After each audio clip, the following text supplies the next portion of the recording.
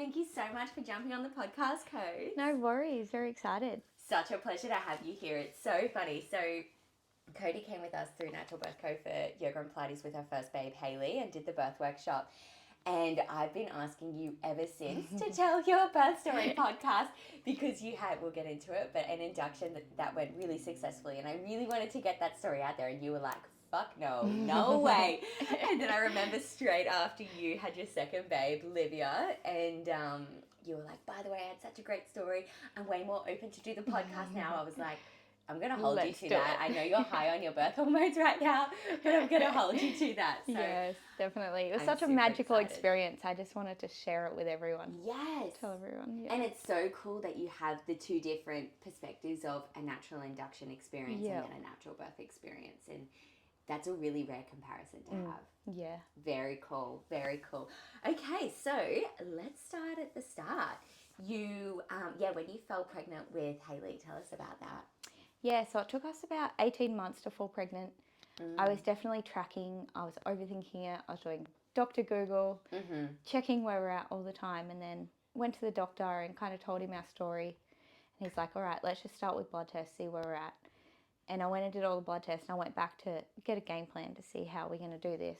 And As in like different IVF or whatever. What avenue we're going to go down now. Yeah. And I was actually walking in to tell him that I'm pregnant. And he couldn't believe it. Like, we were both just in shock. So we did another test there because he was like, you've been trying for 18 months and what happened? Like, what changed? And I was like, I just stopped worrying. I thought, it's all over to you now. Like, you're going to tell me what to do.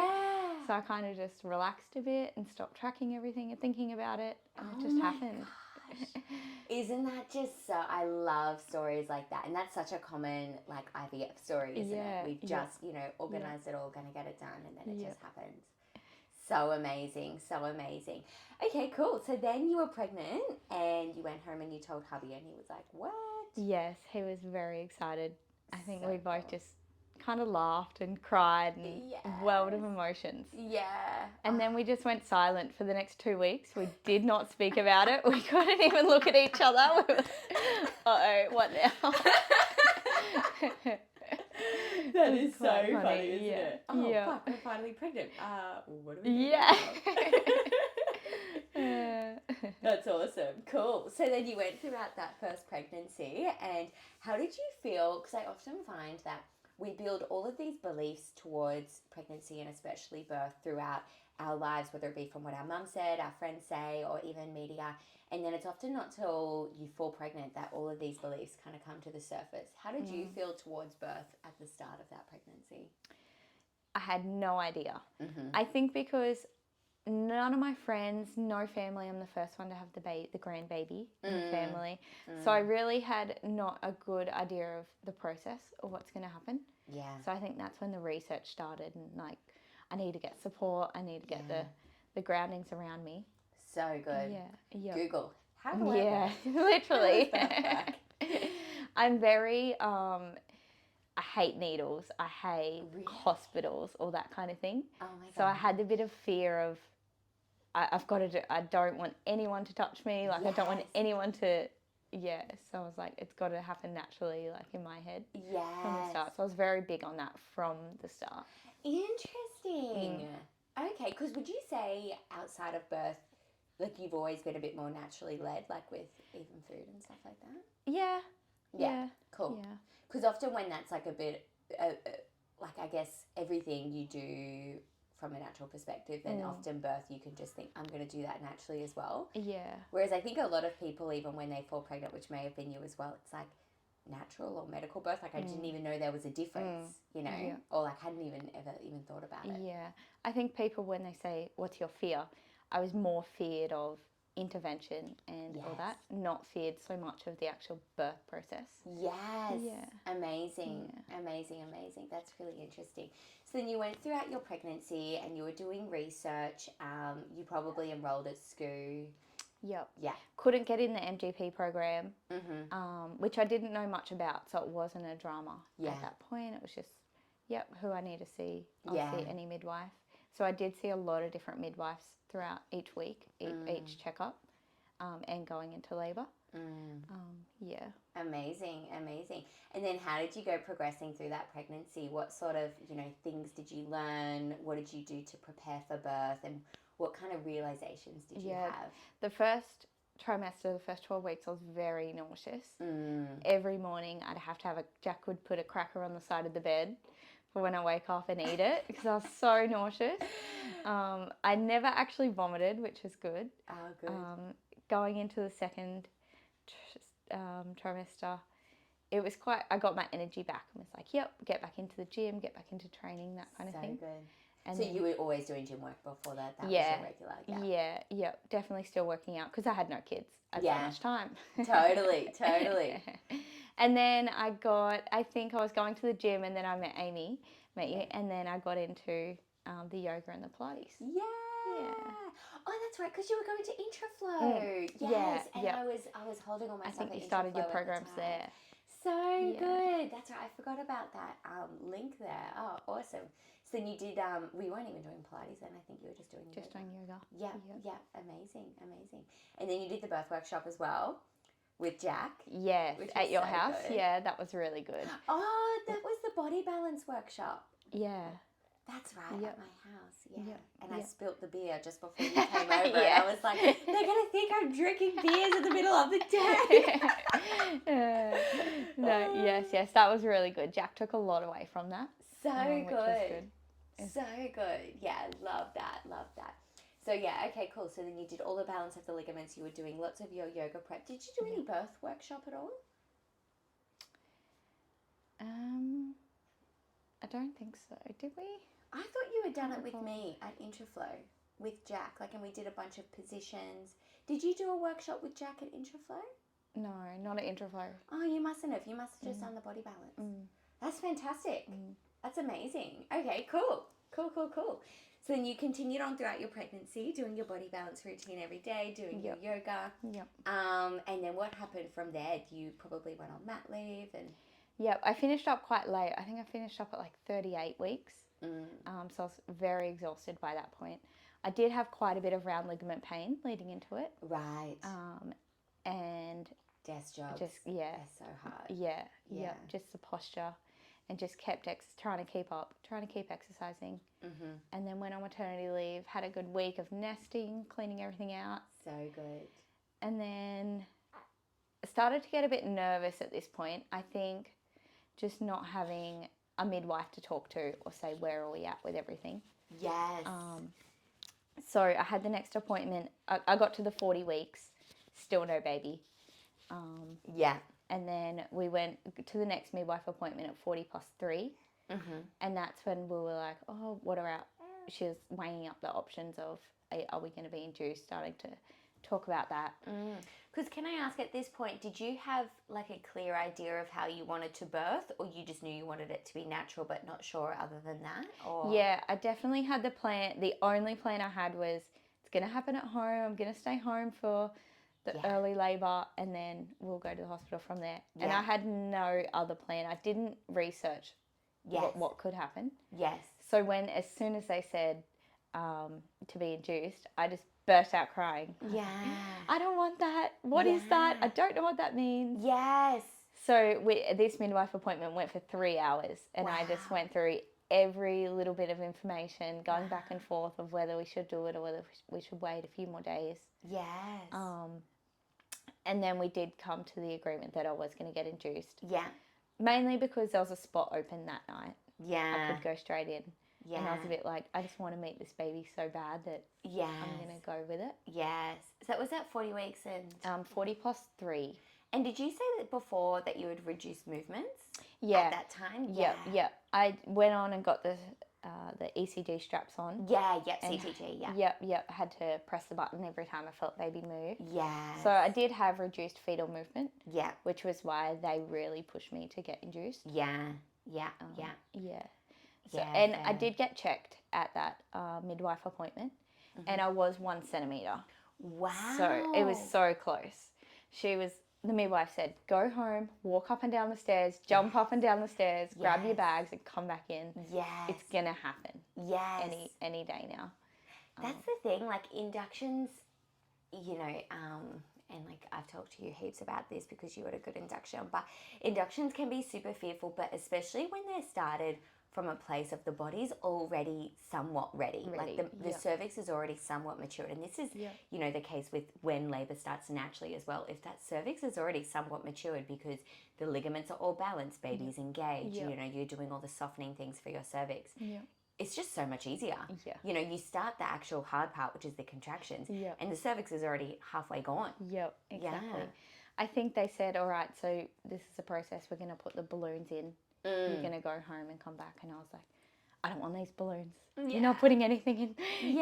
And so I was very scared about that because I just didn't really know what was going to happen. So I said, can we get checked, see if I actually need to get them in? So she did check me and she said, okay, we'll get away without them and we can break your waters. Yes. So did you get your waters broken that night? That night, yep. So we went home, we had some dinner and we got our bags. We had to be back there at, I think, 6 p.m. And then it took about 7 p.m. and then it took about an hour to get in the room. I got everything set up as if I was at home. So I got the birth ball, I got my affirmation cards out, got the music on as if I was going into labour. Perfect. That's another great tip for inductions is do everything like it was a natural birth. Absolutely. Take that time to set up. And just get in your own space. Just because Yes. you're getting induced, it doesn't change it. And doesn't mean you're not in control. And then the midwife broke my waters just with the hook. Was that not too bad? It wasn't too bad. Maybe because I was already 1.5 centimetres by that point. So I was just straight in, break the waters. Water went everywhere. The big old gush. Yep. Got the Pitocin drip. Is that what it's called? And then she started that. Which the labour didn't actually start from breaking my waters. It started from the drip. We waited half an hour to see if it would bring on labour just from breaking the waters. Oh, cool. Instead of doing the drip. Did you request that or did they suggest? Good on I you, requested Codes. that. That's another really fantastic option again for an induction. I think it was just trying all the things slowly one by one instead of being like, we're going to do all of this. Absolutely. We kind of went slow and kept me very informed because I was very overwhelmed. Just they knew how I was feeling. So labour didn't start with just breaking my waters within half an hour. So they started the drip and that definitely brought on the contractions. And they came on very quickly and very fast. Because your body was ready. So good. So then I jumped in the shower by this point. I did the shower and I had the TENS machine on when I wasn't in the shower, which was really helpful. So good. And then just laboured for a couple of hours with this one midwife. And she was so lovely. She was so nurturing. She was rubbing my back, stepping me through it, talking to me through it. And then I think it got to about 10 p.m. and her shift was ending. And it was quite intense by this point. So it had only been a couple of hours. You don't know what your drip was on by any chance? No. That's okay. I was going to bring the paper. Is it in mils? Yes. Mils per hour. Yeah. What are they? Do they go up in? We start from like 1, 2, 4. I was at 3.5. 3.5? When she left. Oh, wow. That's a really small amount. Yeah. That's great. That's great. Like, that's another thing. You're literally doing so many of the things that I teach our mamas to do for an induction is take it really slow with the drip. And as you said, like quite often all you need is a sniff of Syntocin and for your body to be like, oh, that's what I'm meant to be doing. And because that's like barely any. Minimal. Okay. That's really good. So I was in quite a lot, like the contractions were quite close together and she was rubbing my back and everything, but then she was leaving and she looked at me and she said, I might be back to deliver your baby in the morning. And I thought, just in my head, I thought, how am I going to get through another 8 hours or 12 hours of this? Are you serious? Like, I'm not having this baby in the next... So that really put a bit of uncertainty of how am I going to do this for another 12 hours? So she left and she was so good that when the next lady came in, she was a lot more standoffish. So I didn't have that support. So we laboured and at that point, for some reason, it kind of slowed down a little bit and I ate a banana early on. And then the next lady came in and she came over and I just finished the banana and I looked and she was introducing herself and I just vomited this banana all over this lady, this next midwife. And she looked at me. Is this the one that was a bit standoffish? Yes. And she just started her shift and I just vomited a banana all over her. Oh my God. And I felt so bad. She would have been off it. Yeah, she was like, oh gosh, hello. Not so lovely to meet you. Yeah. And I was like, in my head, I was thinking, how am I going to keep going? So we're only at about 3.5 hours by now. And I just felt this is very intense. Yes. And she said to me, you haven't started labour yet. You're only in early labour. You're your first time mum. She was like, you vomited all over me. Yeah. I don't understand why. A few of our mamas actually have said that. I just don't understand what the intent is of telling a mum how much longer she's got to go and the fact that, like, this is nothing. Yeah. I don't know. I'm sure it's with good intent, but I just don't think it's very effective. Yeah, because it definitely just put so much doubt in my mind, like, oh, I can't do this. We haven't even started yet. Yes. Because I knew the stages, like early labour and then active labour and then continuing on. So I was like, I'm not even in active labour yet.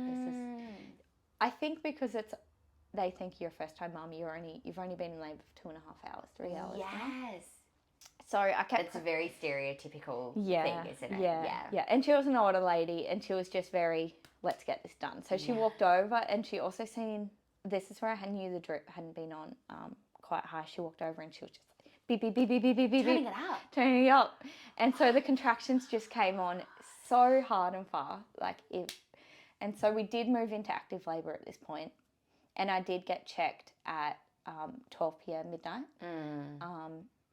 And I was 6 centimeters. Okay. At 12 p.m. That's pretty decent. Yeah. For 7-ish or something at night to 12. Yeah. To get 6 centimeters. Yep. So we definitely had progressed, and everything was going along. She turned the drip up quite a lot, and then by this point, probably about 12:30, I was losing control, and I was out of the shower. I had the TENS machine on my back on the highest.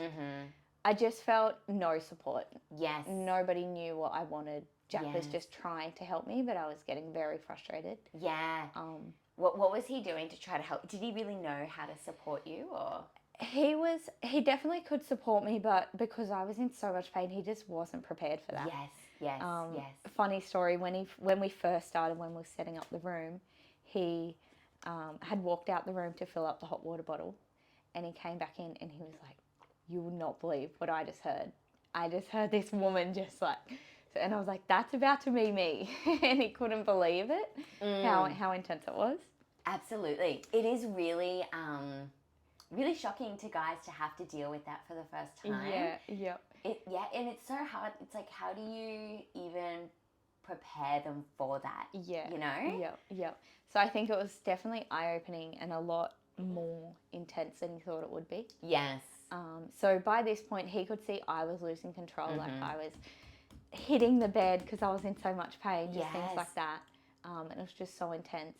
And I had lost it in my mind. Like I just didn't have that control. Very frantic. Yeah, lost my breathing. And so by this point, I was just looking at Jack like, I need the epidural. I can't do this anymore. And more so, I was thinking, when's this lady coming back? I've still got 7 hours. When's the end? Yes. So it got to about 1 a.m. and I asked for the epidural, and he finally came in about half an hour later. And he walked in the room and he could see me, and by this point I was up out of the bed, like had my legs wrapped around Jack, and we could both feel baby moving down. You and Jack could? Yeah. Wow. Which was such a crazy feeling. Like I had my legs, I was literally holding onto him like a koala. Yes. And I was just... Were you sitting on the bed still? Yeah. And he was and I was just holding onto him, and we could both just feel the baby.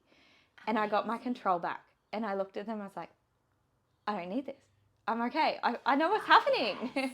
So good. And so I got the control back, and I could just breathe through it. And I just said, I don't want the epidural. And he was standing in the room, and the lady said, and the midwife said, oh, you're only 6 centimeters. you're not progressing. He's here. He's going to do it. You need to sit still on the side of the bed. So we tried once, and I sat on the side of the bed ready to get it.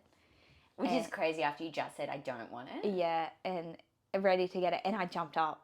And I don't know if it's the fear that I'm feared of needles, feared of it, or the baby was just coming. And then so I jumped up, and I was like, no, I need a push. Like, yes, the baby's coming. And she's like, looked at the anaesthetist, and she's like, she's only 6 centimeters. Kodi, don't push. Like, you're not ready. And I was just like, the baby's coming, and I just started pushing, and the anaesthetist was like, I'm not going to do it. Can you please check her? Yes. Because the midwife and they kind of were like, just do it, just put it in, just don't do it. Yes. And the anaesthetist was like, no, please check her. She says she's pushing. Love that. So Anaesthetists are great. Yeah, he was great. So I literally lifted up my leg, and baby was coming out on the side of the bed. Jack would have been like, wow. Yeah, it all happened so quickly. That last hour, 45 minutes, definitely progress from getting checked at midnight to baby coming an hour later, knowing that I was only 6 centimeters. That's it. Like, the cervix is just not a reliable way of judging your progress. Yes, 100%. So did you find, when you felt baby moving down, was that like a sense of calming because you knew that, okay, this pain is actually progressing me. I'm not going to be here for another 8 hours. Is that what the feeling was? I think so. And I think just knowing that, yeah, the baby's coming and that the pain just kind of went away and I was back in control. Amazing. I think when we talk about Olivia, we'll talk about I was never actually in pain. Right. I could always just feel baby doing her thing, coming down the whole time. So I was really tuned into my body. But the first time I just really lost control, so I didn't know what was happening. Wow. A bit more frantic.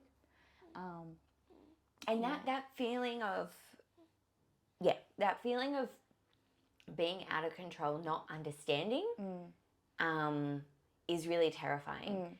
And then that creates that franticness. Yeah. Whereas if you understand exactly as you did, I can't wait to talk about that. That is such a cool perspective. Do you mind turning that fan on behind you? Thank you so much. Perfect. Yeah, that's great. Thank you. Wow. Yeah, so then baby's head was coming. We could literally see it. I could just lift up my leg. And I think by this time the midwife had freaked out a little bit. And she just flipped me on my back and was like, all right, let's push this baby out. On your back, fucking lol at this midwife. I know. My So God. that's another thing with the second baby. I really harped on with my midwife. I don't want to birth on my back. Yes. So it was just happened so quickly. Yes. Stirrups came up, my legs got put in, and then we just pushed the baby out. Yeah. And she came out within 10 minutes. Amazing. Very quickly. Amazing. Which was good. And the pushing was my favourite part of that whole labour. Wow. The first time. I was just so in control. Yes. And because it was all a big rush and the anaesthetist was in there, by this time there was about 7 other, I don't know if they were doctors or other midwives. Why? I think because baby's heart rate was also going down. Oh, yeah. So she was very nervous. I could just tell that she had the midwife just had so much fear, like, and I didn't. I was like, I've got this. I know what's going on. Yeah. Like, You just need to calm down. Yeah. This is fine. So I just got this big, like she just said, you just had this big smile on your face the whole time when I was pushing. And we just pushed her out within 10 minutes and I just felt so in control again, which was good. Had it all back. I love that. Yeah, so that was good. Fantastic. So did you tear it all with that birth? No, Isn't not that at amazing, all. especially on your back as well? That's Yeah. really great. Yeah. I think because I just got to do it, I did it at my own pace with my contractions. Yes. I think she would say push and I just wouldn't because I didn't need to push or I didn't feel the urge to push. Perfect. I just wanted to wait until I was ready. Your body was telling you to push. Yeah. And when it did, you would push. Yeah. And you would get effective descent. Yeah. Wow. And not that I had to think that it's time to push. Your body will just do it. Exactly. Even if you tell it to stop, you physically cannot stop. Yeah. So when she was saying stop pushing, you're not ready, you're only 6 centimeters, I was like, I'm not. My body is just pushing. Yes. Exactly. Yeah. I love that, Kodi. That's so interesting. That seems something that's very ingrained at you, that the fact that obviously you didn't even do a birth workshop, but you just really knew, like, my body knows. Yeah. Like, so as you say, you knew, there was no doubt in your mind, I'm not 6 centimeters, this baby's right here. Yeah. You know, Yeah. she's telling you to push and you're not pushing, and you're pushing when you want to push. Yeah. Like, that's just so intuitively led. Yeah. Yeah. Very in tune. Yeah. I love that. It was good. I might just knock that fan down one notch, sorry. Just go. Yeah, perfect. Yeah, thank you. 2. Yeah, that's 1. So, cool. Okay, so then babes came out. Skin to skin, breastfeed. Yep. Amazing. Straight away, she came out, and she wasn't breathing when she first came out. So that's when we had the doctors in there as well. Yes. And he lifted her up, upside down, and was just whacking her back, trying to get all the mucus out. Really? And I'm just like, Jack, where's the baby? What's happening? I didn't see that happen for I know. ages. It was very old school. Very old school. Yep. And slap it on the bum. Literally trying to get all the mucus out. And okay. so I was a little bit scared, but it was fine. I thought it felt like 10 minutes that the baby was gone, but it was about 30 seconds. Ah, okay. Yeah. And then she coughed it up. Coughed it all up, did the big cry, and then came straight over. Wonderful. Still connected in the cord? No. Okay, cord got cut straight away as soon as the baby came out, because the heart rate had dropped so low, and because I just slowed the pushing process down. Yeah. And they just wanted to get the baby out really quickly. Yes. And I was a bit like, I've got this. Sorry. But we're going to do it. I should have laughed out loud into the microphone. That was so good. That when baby came out, the heart rate was quite low. And so they took her away for about 30 seconds and then brought her back. So they did cut the cord straight away. I just love that you were like, I got this, guys. Yeah. Just chill. That's so good. So good. Yeah. So skin to skin straight away, and then put her on my tummy, and she just crawled up on her own, latched on. And her neck was so strong that she was just bobbling around. It was very cute. That's so cute. Yeah. I love that. Yeah. I love that. Amazing. And then breastfeeding just kind of continued on like a dream from there. Yeah. Yeah. Yep. Had a really good experience breastfeeding. I had enlarged breasts, so I had an oversupply of milk. Yes. So that is quite hard to manage. Yes. Especially the first time. Yeah. I was in a lot of shock, like, this is very painful. Yeah. Especially going home, I would just lay on the lounge, just bawling my eyes out, like my boobs are so hard, so big. Yes. But I'm very lucky to have enough milk. Yeah. And it is, as you say, really tricky to balance, because then, you know, if I just pump and get rid of it, then that's not helping me either. But then, like, what do I do? Yeah. It's kind of a lose-lose situation. Yeah. So I definitely would get in the shower. I think nearly every hour I'd get in the shower, and it would just all let down. Wow. Yeah. Was that just for the first, like, week or 2 weeks? Or? No, probably for the first 3 months. I'm still doing it now with Olivia, and she's 12 weeks. So I just have so much milk still. Yeah. And all that goodness down the drain. Yeah. Isn't it crazy? It's so tricky. It's so tricky to manage, as you say. And it's not as bad. I don't have to pump, but I do just put the haka on. Yes. To get the letdown. Yes. On the opposite boob that Yeah. she's feeding on. Yeah. Yes. So true. So true. So your reflection on your birth afterwards, how did you feel about it? What was your thoughts? I loved it. I was so in control, even though it was a whirlwind experience. Yes. Even though I'd lost that control, I felt towards the end I got my groove back and was able to get back into it. Yes. Which was good. So good. How did Jack perceive the experience? How did he feel after?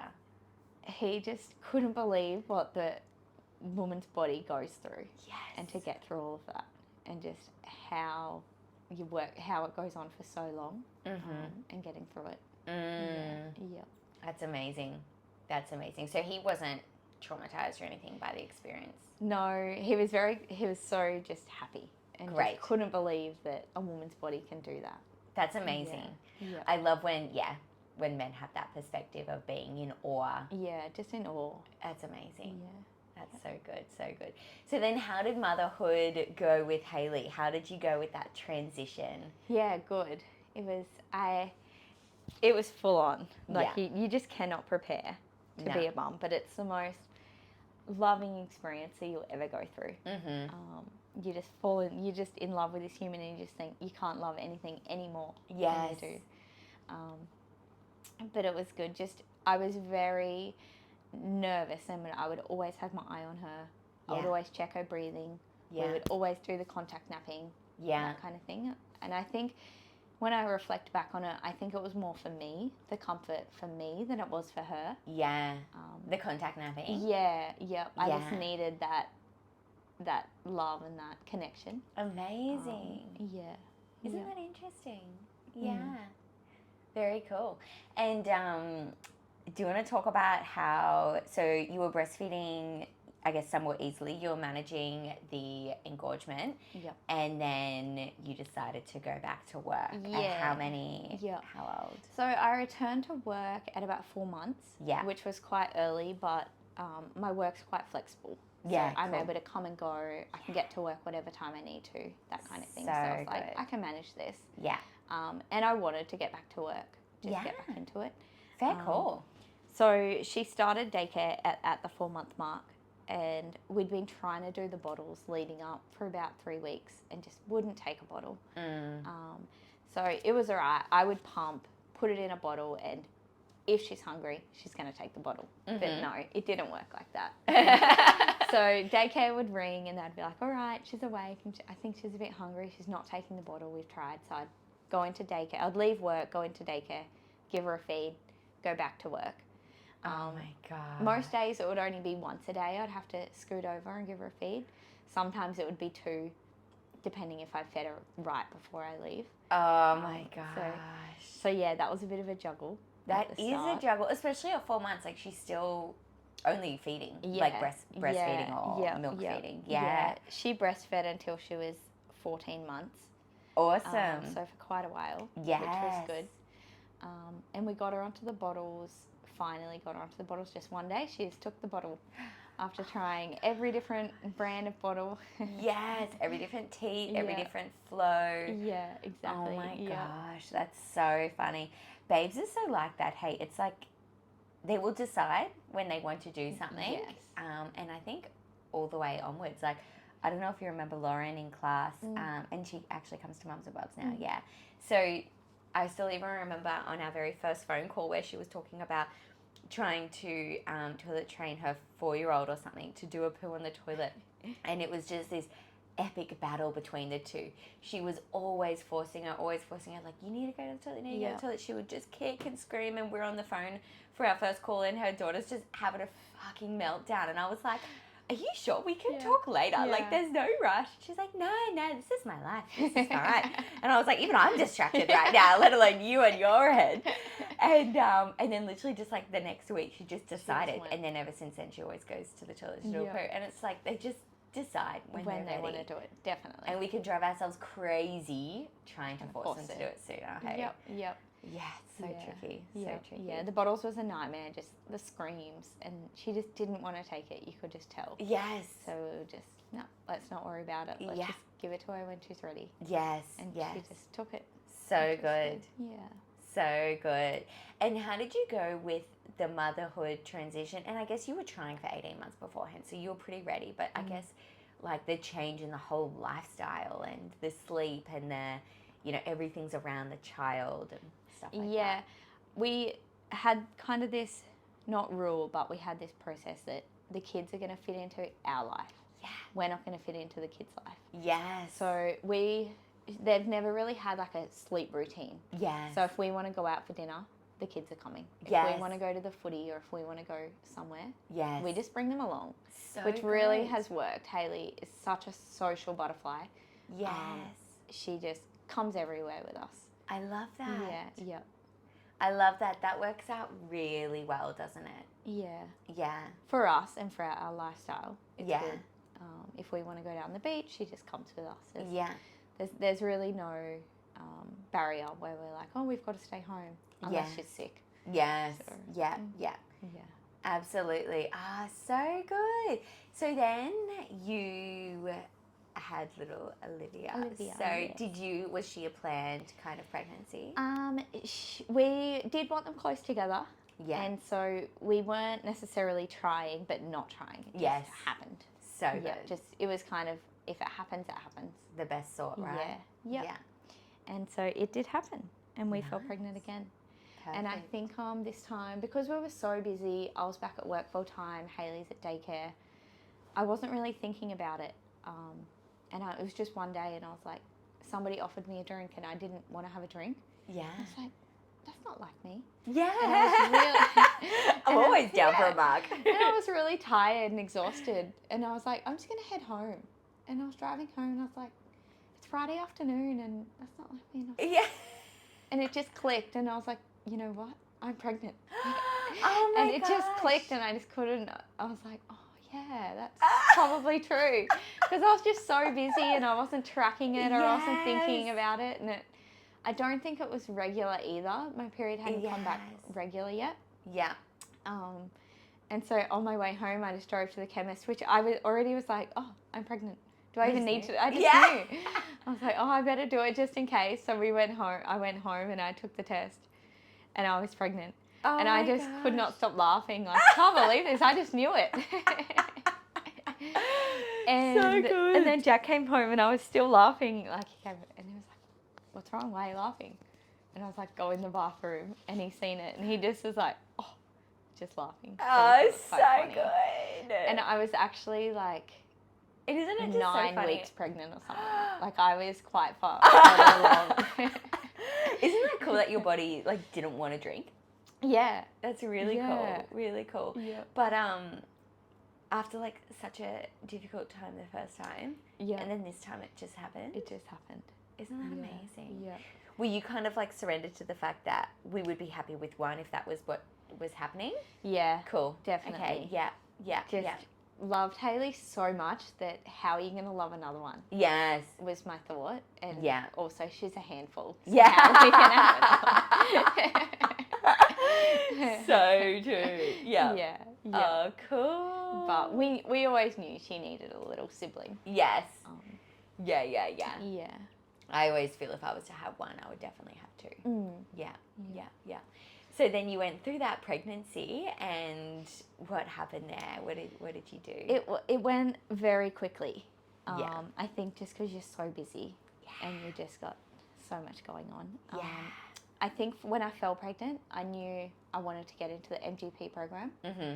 So I really wanted to have a midwife that really understood how I wanted to birth and what and because that could have definitely been improved with your first birth. I feel. Yeah. And just wanted somebody who was really wanted to wait for birth to happen itself rather than being induced. Just knowing what I wanted a lot more and be able to talk to each other through it, which happened. Got in the MGP program, which was good. Perfect. What else happened? Yeah, it was pretty cruisy birth. Yeah. I'm very lucky. Yes. Yeah. So you I'm trying to remember what happened too. Yeah, it went quickly. You were working. You came to yoga and Pilates at 20 weeks. About 20 weeks, yes. So I started quite early yoga and Pilates this time, mainly because I hadn't gone back to the gym or proper training. Since Hayley. Yeah. So I really wanted to build that strength. I've just felt, how am I going to do this? I'm so weak. Yeah. I have no strength. Where the first time I was going to the gym, constantly doing weights, that kind of thing. So that was a little bit, not feared, but I just felt, can I do it this time? Yeah. So I really got into the Pilates and yoga and did a lot of at-home strength. Absolutely. Absolutely. Did you end up doing much of the body balance this time round? Yeah, online, on the videos. The online, yes. Yeah, Jack and I both did that at night. So good. Which was good. So we did all that as well. That's so cool that Jack did that with you. Yeah. The dads always feel so good doing it with the mamas. Yep. Yeah. It was a good refresher. Yes. And brought it all back. Yes. So I want you to tell us about the whole, so you did the How to Cope with Pain in Labour workshop, which we do the mock contractions in, and tell us how you went about that whole process. Yeah, so I'd already done this prior, but I really wanted to do it again, mainly just to refresh my memory how long the contractions are going to go for, and trying to have that hold that intensity for that whole minute or whole minute and a half. So I had the comb, which was really beneficial, especially in the second labour. So I'd squeeze the comb for 2 minutes and hold it for as long as I can. And Hayley and I would pass it back and forth, and we'd both do it. So good. And that was why you were doing a wall sit, hey? Yeah, yep. So I would do a wall sit, and I'd try and hold it as long as I can, and always try and increase it each day. So good. Not so much, just so I can hold that intensity for a long period of time. Yes. Just preparing. And so I did that for about 2 months straight. I love that. And you found the comb super effective for your pain relief, hey? Yeah, definitely. Yeah. Yep. Because that's probably a newer technique that probably the newest technique that I've got in the workshop, and the mamas just love it. Yeah. It's so effective. Yeah. Yep. Definitely more of a distraction. Yes. I think as well. Definitely. Yeah. Definitely. Amazing. And you said you were doing the wall sits as well, and I love that you said this as a bit of a two birds with one stone, because you're also building strength in the legs and glutes while you do it. So that's epic. Yeah. So epic. Cool. So then you had big intent this time. You were with MGP, big intent to birth without an induction, and to see how that went. Although you had what we described as a successful induction the first time, you were keen to see what it was like without the induction, because as you said, it was very intense, especially after that second midwife just came in and jacked it up for no good reason. Yes. Yeah. Yep. So definitely wanted it. I ended up going into labour at 41 weeks. 41 weeks. So yes. We pushed it out. Yeah. My midwife did say, all right, there was a public holiday coming up. It was the weekend, and she was also going away. Yes. So she brought up getting induced. Yeah. And I was like, nope, not happening. Yes. So good. Yeah. So I was like, let's wait till 41 weeks and see what happens. Yes. And then we can go day by day from there. Absolutely. But it's always the drag when you get to the 40 weeks and everybody starts asking the questions. You're 40 weeks. Where's Bob? What's happening? Have you had the baby yet? I will tell you when I've had the baby. That's it. Anyone listening at home, don't fucking ask a pregnant woman if she's had the baby. She will tell you. Yeah. Absolutely. Yeah.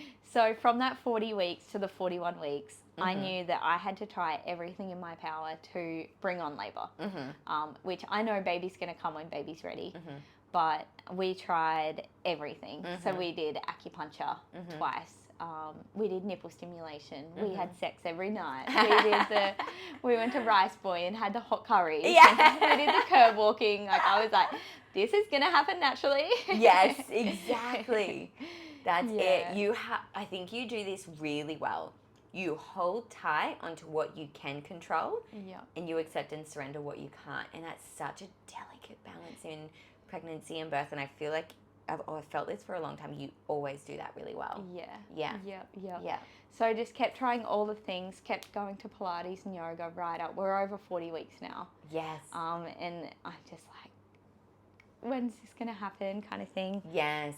Went to a midwife appointment and I got a stretch and sweep. Was that 41 weeks? Or? That was at 40 plus 5. It was 2 days before the 41 weeks, so 40 plus 5. Yeah. And I just more wanted to see, has my cervix shortened? Yeah. Are we getting close? I just wanted to know so bad. So we did that, and it had shortened a little bit, but not enough to say that labour's about to happen. Yeah. And not dilated at all? No, nothing at all, fully closed. Yeah. And then I had quite a bit of pelvic pain, so walking long distances and walking curb walking hurt quite a bit. Yeah. So I was just trying to relax a bit. I got a pregnancy massage just to try and relax. And yeah, I remember you coming in at I think it might have been, because what day did you actually go into labour? On Tuesday. Yeah. I think it was the Sunday before. The Sunday. I did. You came into yoga and you were talking about all the things and obviously pretty over it. Yeah. And you were like, every single morning, I'm like, doing all this washing, and you were Yeah. saying you're doing all the dishes and worrying about the petrol in the Yeah. car, and your husband's like, we just filled up like 2 days ago, Yeah. just chill. You're like, if we have to go to the petrol station on the way to the hospital, I'm gonna fucking kill you. Literally, yeah. So funny. And I knew you're most likely to go into labour at night, so every time Yes. I'd wake up in the morning, I'd feel so disheartened. I was like, damn it, it wasn't tonight. Okay, it's going to be the next night. Yes. Yeah. So I think the night before I went into labour, I was 40 plus 6. Yeah. And all the mamas around me were going into labour and having their babies, and even all the yoga mamas were having their babies. And I was like, why can't this be me? They were due after me. Why are they having their babies before me? Yes, exactly. So I was a bit like, oh, okay, surrendering to I'm probably going to be induced.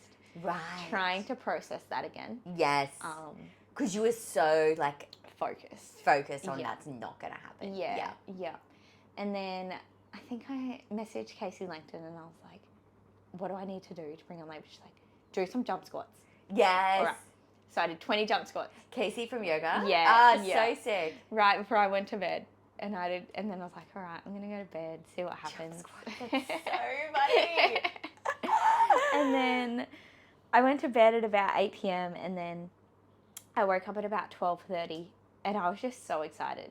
And I was like, couldn't get back to sleep. So I was like, I'm going to go put on a movie. I had no feeling, nothing yet. Yeah.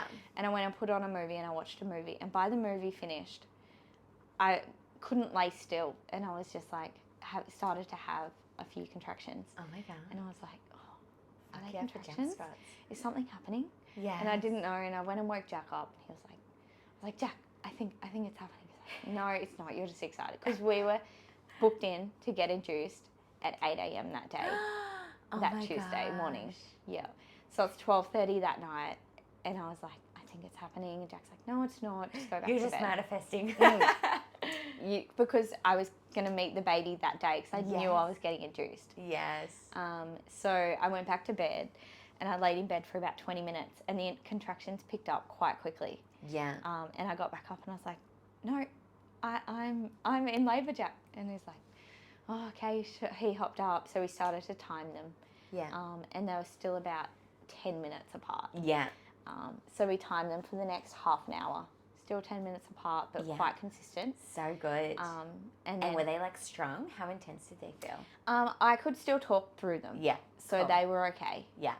By this point, I was sitting on my bowl just bouncing. Yeah. Had a movie on. Yeah. And I was just plodding around, So just good. doing a thing, just getting everything organised. And because I didn't know if I was in labour, I was still a bit like, nah, like it's not too intense. Yeah. So then I rang my midwife. I went to the toilet and I had quite a bit of blood. Yeah. Okay. So I rang my midwife and I sent her a photo. And she was like, it's all right. It's just your mucus plug. Oh, great. So I was like, that's great. And then she was like, do you think you're in labour? We're meeting at 8 o'clock to get induced. Do you want to come in now? And this is 3 o'clock in the morning. Yeah. And I was like, oh, no, I'm okay. She's like, okay, just call me back if it progresses. So then I went back to bed and it's about 4 a.m. And now by this point, I couldn't talk through the contractions. Yeah. So I was kind of like breathing through them, everything, got the comb out. I was like, Jack, I think I need to put the TENS machine on. Oh my God. So I put that on and then I rang her back and I was like, I can't talk through the contractions. I've got the TENS machine on. I think I'm ready to come in. Yeah. And she's like, oh, okay, you sound pretty calm. Okay. And she's like, okay, I'll meet you there in an hour. Yeah. So we met at the hospital at about 5 a.m. Yeah. And she knew just everything I wanted, which was good. She knew I wanted the bath and I wanted it to be really dark and calm. Yes. And so I got there and she had it all set up. And she had the bath running and everything, which was good. So good. Got the room set up. And it was, I could still like talk to Jack and everything. During the contractions? Or Yeah, in between? yeah, Okay. a bit of both. Yeah. And so we spent the next hour just kind of swaying and cuddling, which was really nice. Cute. Just had the music on and just wait. It was just slowly progressing. Yeah. As it should, hey. Yeah. Like, contractions aren't meant to go to 0 to 100. Yeah.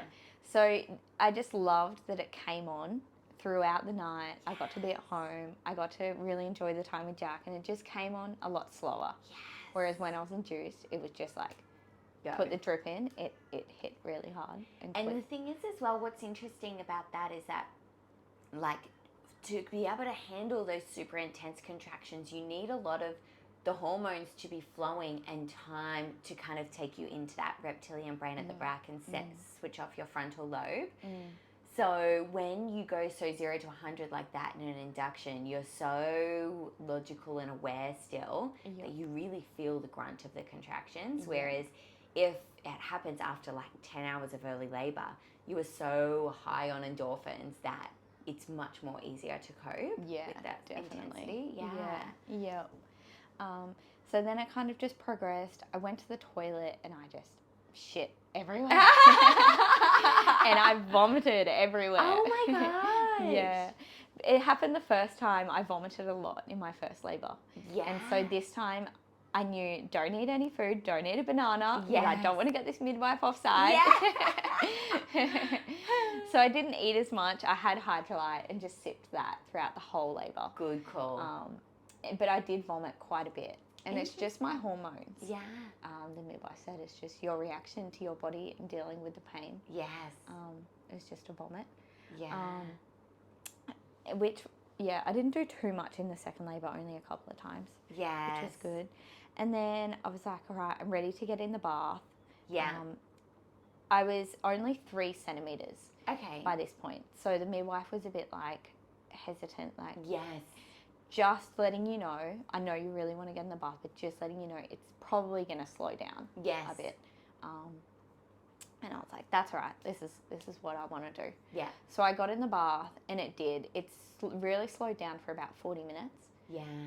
And then it just contractions started to come back, and then it just progressed and they just got more intense.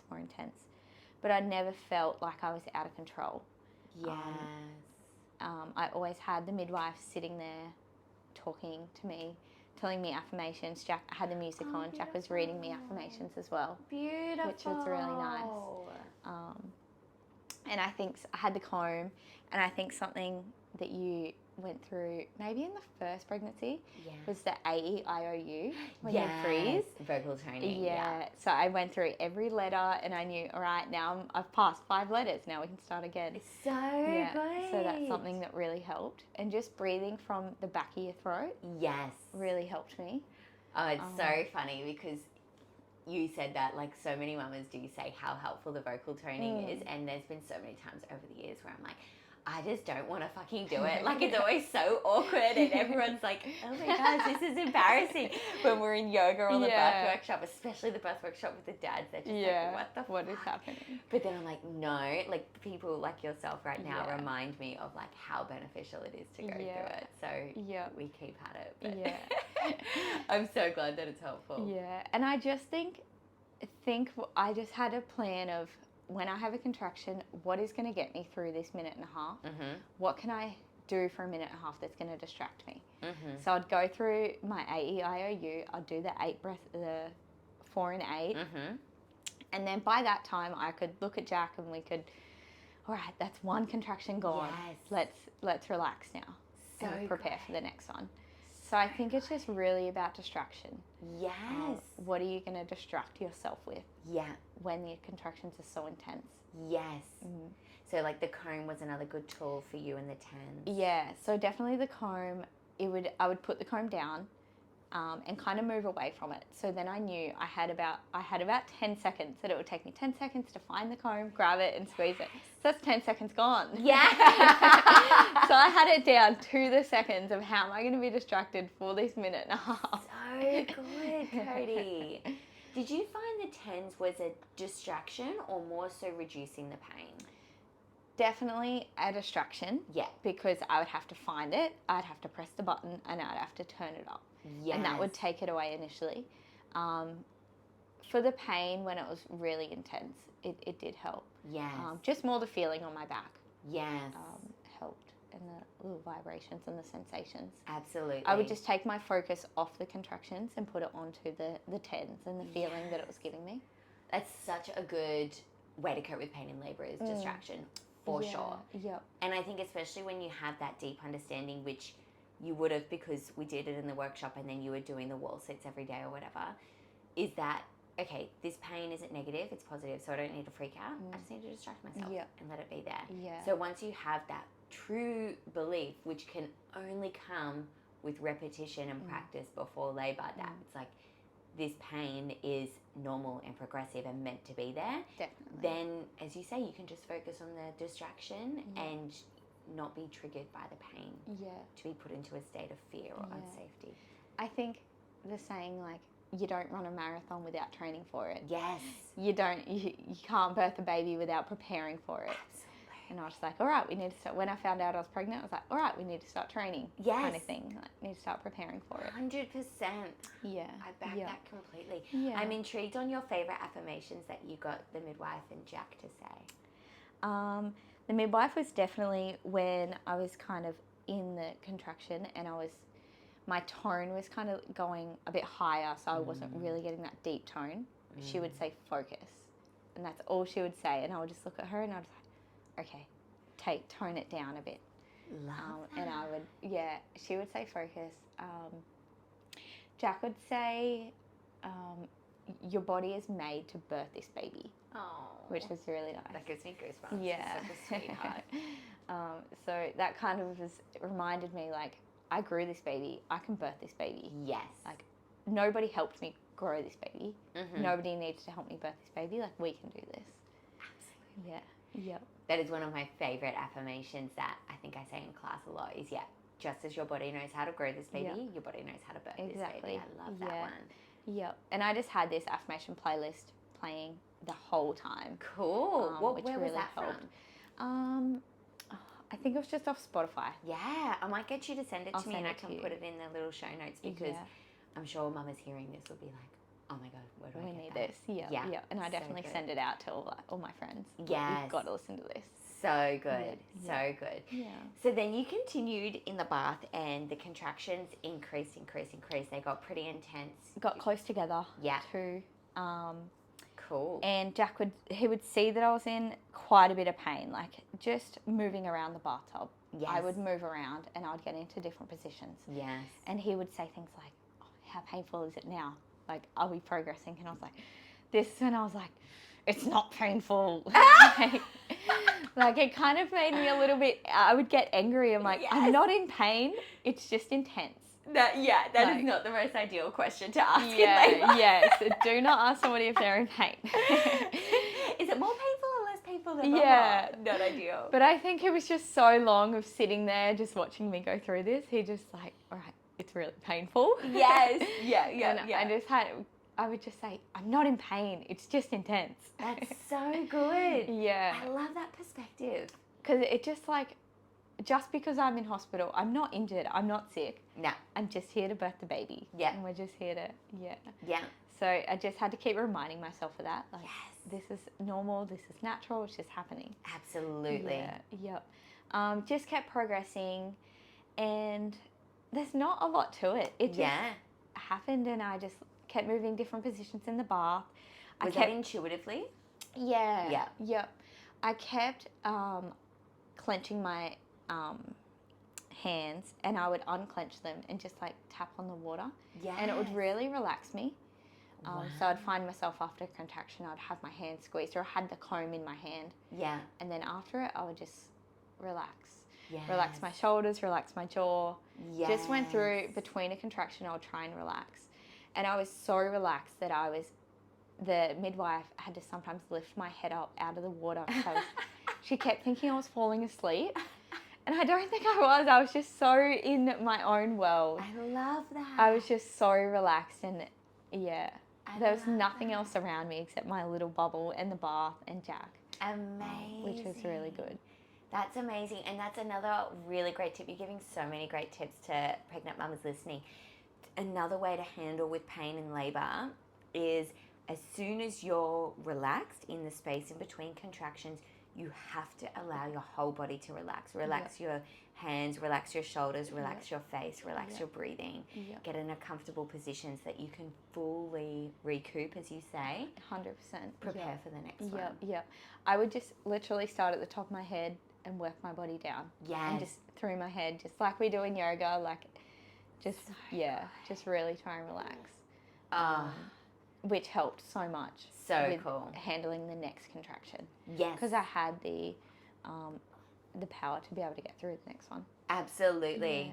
Yeah. Yep. Absolutely. And I think you already know this. I think we've talked about this. But for peeps at home, like that is something that lots of women struggle with in labour is physical exhaustion and mental exhaustion. And they are two of the main reasons that mamas will tap out of a natural birth that they want into something that they don't necessarily need is because they're exhausted. So if we can really use that space in between contractions to conserve energy, rebuild our strength, you're going to last so much longer, hey? Definitely. Yeah.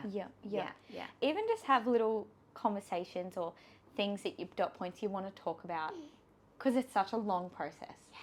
And between contractions, Jack and I would sometimes talk about something. Right. So we would talk about, I would look at the clock and I'd be like, I wonder if Hayley's eating breakfast now. It's her breakfast time. Yeah. Like we would have a completely different distraction, take us away from the moment, and just have like a little chat. And it would only go for like 30 seconds. Yes. But it was just a happy chat rather than how's the pain, how are you dealing with this kind of thing. Like, let's just forget about that. Yes. Yeah. So I was always like, took myself away to my happy place, which is like Hayley. Yes. We would think, I would always think, I wonder what she's doing right now. Yes.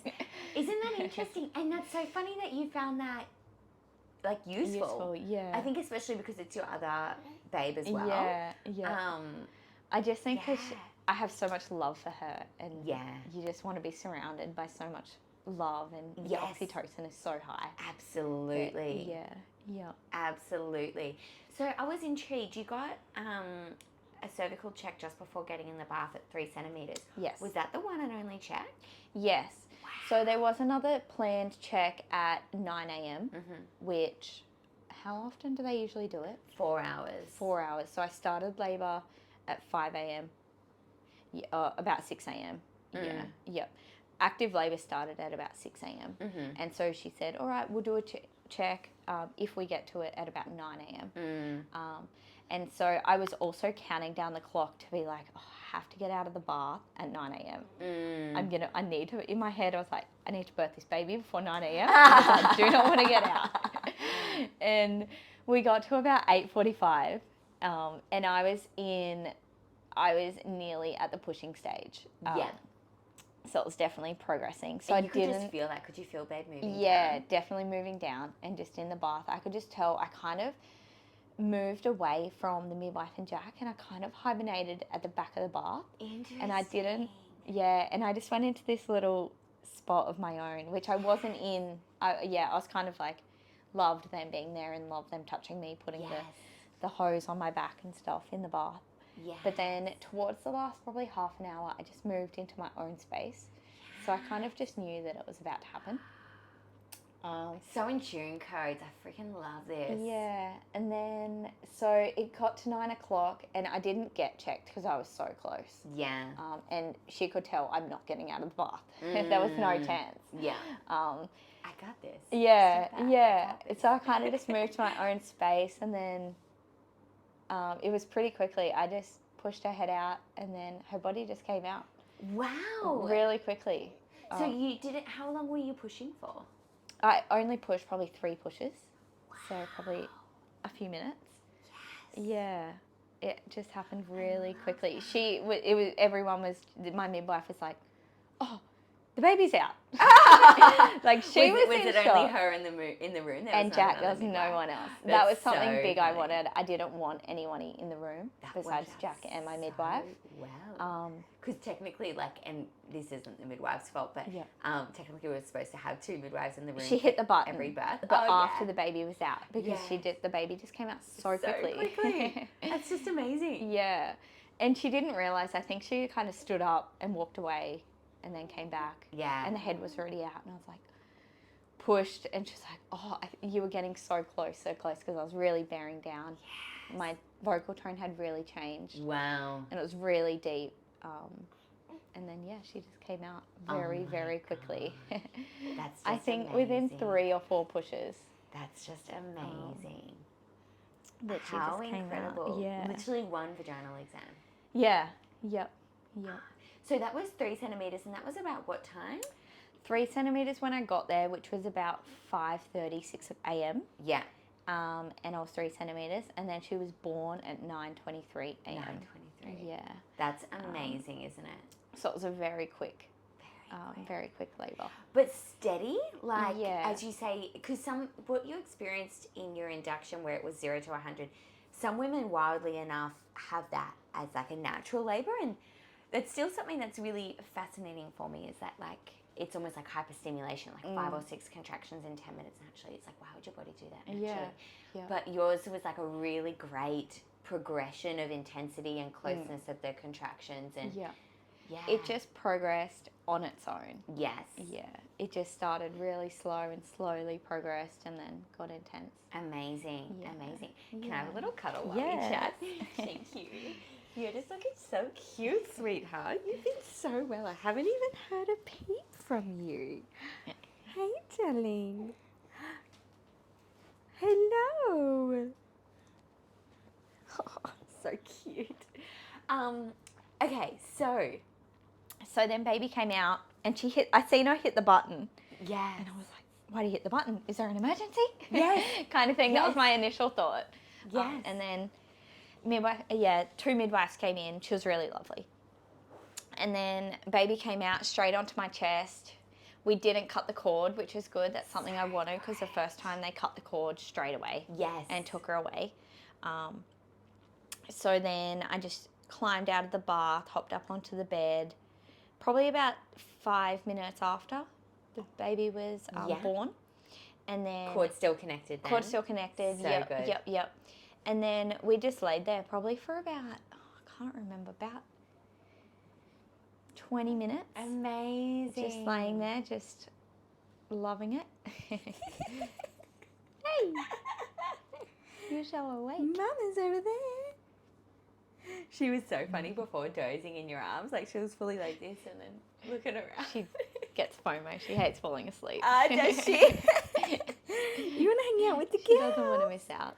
Yeah. Amazing. So no tearing this time again? No tearing. Okay. Just good. Very lucky. Love that. Yep. So I want to hear your reflection on, I guess it's probably a bit obvious, but the induction versus the natural labour. What are your thoughts? Probably just the fear of being unprepared for an induction, not knowing what's going to happen, kind of feeling like, it's now out of my control. It's over to you. So I had to keep reminding myself, like, no, I'm still in control. Even though we're getting induced, you can still have the most beautiful natural birth that you want. It doesn't always end in an emergency or things like that. Yeah. Yes. Probably just the intensity of it, and it not being so intense the second time was better. Yeah. Did you think you were able to get into your own little world a little bit easier second time? Definitely. Yes. Yep. I was always in control. I didn't need anyone to help. Just didn't need the intervention this time. Yes. Yep. So good. No franticness this time? Not so much physically. More mentally. There was a point in my head. It was kind of like me joking to myself, all right, I'm going to get out of this bath. I'm going to get on a bed. They need to go and get the baby out because I can't handle this anymore. More in my head. Yeah. When the contractions are really intense. Yes. But nothing where I said verbally, I can't do this. Yes. There was never a point where I lost control. Yes. Yes. Yeah, absolutely. So interesting. So with I know you mentioned before the podcast about the whole, you didn't experience pain this birth. I want you to break that down. What do you think of that? Yeah, just using the word pain really kind of frustrated me the second time, because you're not actually in pain. You haven't, I think I got this from you, you haven't cut your finger. Yes. You haven't hurt yourself. You haven't broken your leg. Yes. So it's just a different feeling, a different sensation. Yes. And I think I was just so excited to meet baby. I never felt like I was in pain. I always just felt like I was in an intense situation. Amazing. Yeah, so that was always in process to, I was like, I just need to be able to deal with this intensity. Absolutely. Leading up. So I never wanted it to be around, you're in pain, there's something wrong, why are you in hospital? Yes. It's just, you're going to birth your baby. Yes, yes, absolutely. That's so good. That's so good. That's so good. And what was Jack's perspective on this birth? Oh, darling. Hi. So smiley. So smiley. Hi. He was just so happy that it could be everything I wanted. Yes. Because he knew I had such high expectations for myself for it to happen naturally. Yes. And I was so focused on that. He was always like, if it doesn't go this way, it's okay. Yes. Yeah. But he just, thought it was so amazing. Yes, amazing. Yeah. And what did you think about the comparison between water birth and non-water birth? Any points there? The water birth, just getting in the water, it just takes all the pressure that you have of carrying that baby on the front, and your big belly, and being on your feet, and just takes all that pressure off. Yes. So as soon as I got in the bath, I was just like, so much more relaxed. And it just really calmed me. Yes. Which really helped. Absolutely. Yeah, it was a difference. Epic. So interesting. And then, so after birth, postnatally, any goodness there, or has it all been straightforward? Pretty straightforward so far. She's 12 weeks old now. So good. We were pretty lucky to have such a quick and good birth that the midwife was kind of like, do you want to go home? Yes. but she was like, you can stay here for 6 hours. I can call the doctor and you can go home. Yes. And I was just like, I really wanted to enjoy it, lay in the bed and someone come and bring me food. Yes. Kind of and thing. not have Hayley and for not a have bit. Hayley for a night. Yeah. So I was like, oh, do you reckon we can stay? Yeah. So there was a bed free and we got to stay the night, which was good. So good. And Jack stayed as well? Jack stayed as well on the bed, which he absolutely hated the bed. Yeah. Yes. On the fold out lounge. Epic. Yeah, so we stayed the night, which was good. And the midwife checked on Olivia every couple of hours, which was good and helpful. Just to go over it, like how to latch again, just to remind you of all that. Well, that's it. The thing is, the newborn latch is something you only do for a bit because once they're like a month old, their mouth is so big and your nipples are so hard. Yeah. Oh, what's that, chicken? What's that? Are you hungry? What do you reckon? Yeah, do you want to go on the boob? Do you want to go on the boob, Bubba? No, she just had such a big smile as I was passing her over. So it was good to stay in the hospital the night. Definitely. And then we just went home the next day. Definitely. Do you think you've managed the engorgement better this time? And if so, like what tools have you been using? Yeah, this time I got around the cabbage leaves, which was the old little tail to do. So I did that and that really helped. Epic. It did slow down my supply. Yeah. But because I had such a big supply, it was all right. Yes. And I just was prepared for it. Yes. It was something I had reminded myself of the feelings of having engorged and nearly like kind of having that feeling of mastitis and really heated lumps, that kind of thing. Yes. So I was a lot more prepared for it this time. Yes. Oh, it's just so, like, there's no way to know with the first babe whether that's going to be something that you experience until it happens, hey? Yeah.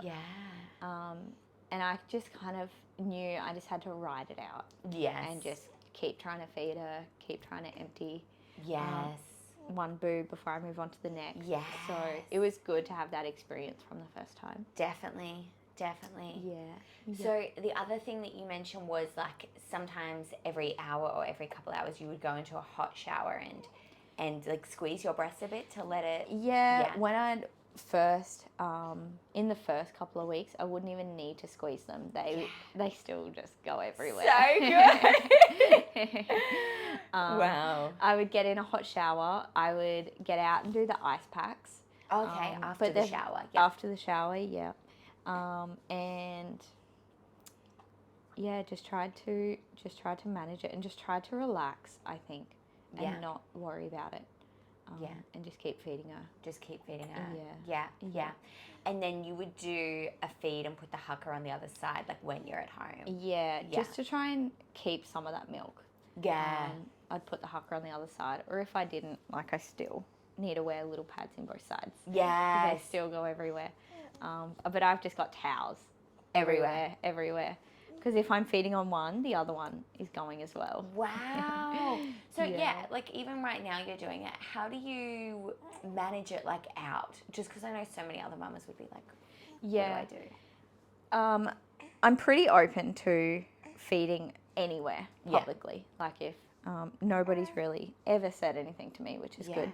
But I'll have her on one boob and I'll have like a little breast pad in the other boob. Yeah. Yep. And I just replace them. Yep. And then I just replace them. Yeah. A couple of times a day. Yeah. I've got the washable ones, so they're good just to go through the wash. What brand are they? I think it's like bamboo. I don't know if it's written on it. No, it doesn't say. No. Yeah, I'll have to share it with you. Please do, They're and I'll quite put good. them in because one of my other girlfriends got reusable ones and she found like she was just leaking everywhere still. It would just go straight through and then continue. So that'd be good to know. Sometimes I go out for coffee. The other morning I went to coffee with my sister and I forgot to put them in. She's like, oh, you're leaking. I'm always Babe, leaking. go sort yourself out. Yeah. And you're like, it is what it is. Yeah. Walk around the day You just like get this. used to it. You do. Yeah, sometimes I'm like, oh, do you have any napkins? Yeah. Yeah, sure. Why do you need it? Yeah. This is right. Yeah. So good. Yeah. So good. Amazing. Anything else postnatally? Like any postnatal recovery? Have you had any pelvic floor stuff or? I think you've been pretty good actually. Yeah, I've been pretty good. Yes. Yeah, pretty lucky. I did have girdle pain during pregnancy. Yeah. But as soon as baby came out, that just went away. Gone. Which was amazing. Yep. Amazing. Yep. And that pelvic girdle pain, like, definitely was present, but you still managed to come to like 2 classes a week and do. Yeah. From memory, you were still doing all the lunges and stuff. Yeah. Like that. Yeah. I think after I'd finished yoga or Pilates that day, it was a bit like, oh, I shouldn't have done so much. Yes. But yeah, I just pushed through it. Yeah. And it wasn't too. Some days I'd slow down. Yes. But yeah, it wasn't too intense. Yeah. Yeah.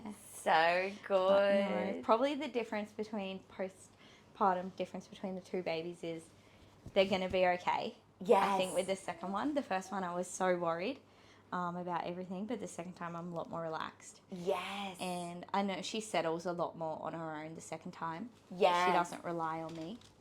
Sorry. Oh, sorry. And she settles a lot easier. Yeah. So I can put her. Haley I did. can put her down. She'll go to sleep on her own. Yes.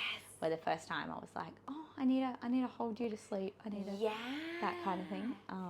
Interesting. I need to feed you so you can fall asleep.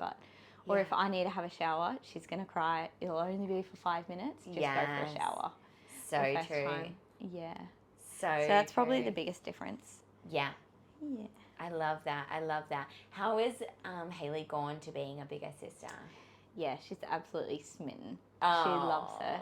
Cute. She is her little best friend. They do everything together. So cute. Yeah. You were saying at yoga the other day, I think actually, that she like picks her up and then just trudges around with her, or drags her around by her feet, you said? She drags her around the lounge room by her feet. And I try not to laugh. And I'm like, that's really funny. But Olivia just loves it. She just smiles and just goes along with it. Like, they're quite robust when they're this young. Absolutely. 100%. 100%. Yeah. Oh, Codes, this has been such a pleasure having you on the podcast. Thank you. It's been so good to go through it. You'll be able to listen to her forever. Yes, definitely. So good. And the girls can listen to it. How cool. Yes. Yeah. Exciting. Amazing. Thanks so much. No